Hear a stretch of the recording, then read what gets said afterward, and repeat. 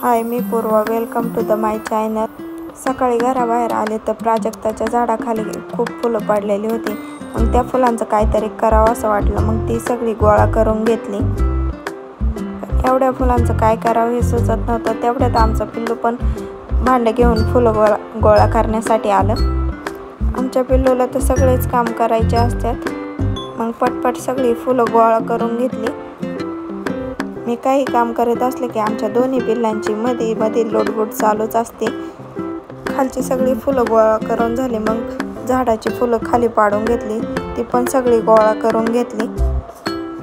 सगळी फुलं गोळा करून झाल्या मग घरात नेली.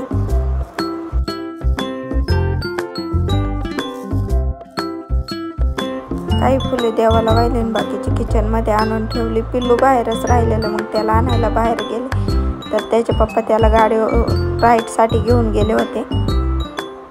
मग त्याला घेऊन घरात आले. घरातली कामे करायला घेतली. घरातली कामे करताना पण डोक्यात एकच विचार चालू होता, एवढ्या फुलांचे करायचे काय.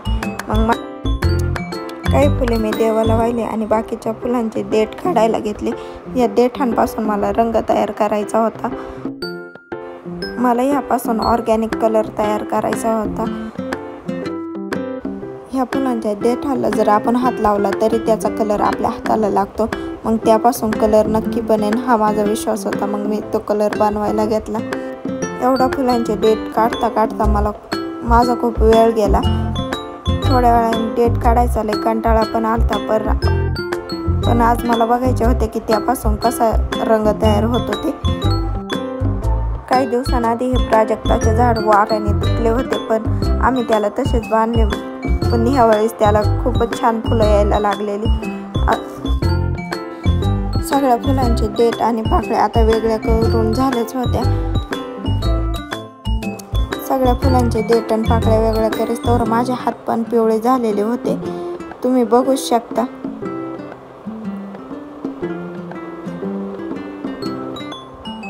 पटकन गॅस चालू केला आणि गॅसवर पॅन ठेवले.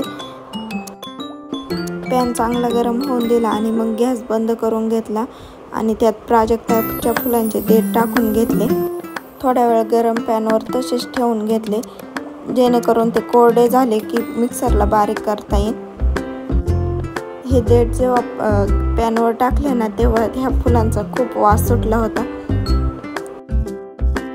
हे देठ थोड्याच वेळात सुकले आणि मग मी ते मिक्सरच्या भांड्यात काढून घेतले. पहिल्यांदा जेव्हा मी हे मिक्सरमध्ये बारीक करायला घेतले तर ते देठ बाजूलाच राहत होते. मग मी त्यात थोडे तांदळाचे पीठ टाकले, जेणेकरून त्याची पावडर मिक्स होईल त्यात आणि त्याला एक चांगला टेक्स्चर येईल. आणि ती पावडर मी काढून चहाच्या गाळणीने गाळून घेतली. आपण टाकलेल्या तांदळाच्या पिठाला थोडासा कलर आलेला होता. मग ते मी एका प्लेटमध्ये सगळं चाळून घेतलं. मग हा कलर पदार्थामध्ये कसा दिसेल म्हणून मी हा कलर एका वाटीत दूध घेऊन त्यामध्ये टाकून बघितला. व्हिडिओ आवडला असेल तर लाईक करा आणि चॅनलला सबस्क्राईब करा. असेच नवनवीन व्हिडिओ मी तुमच्यापर्यंत पोहोचवत राहीन. Thank you for watching video.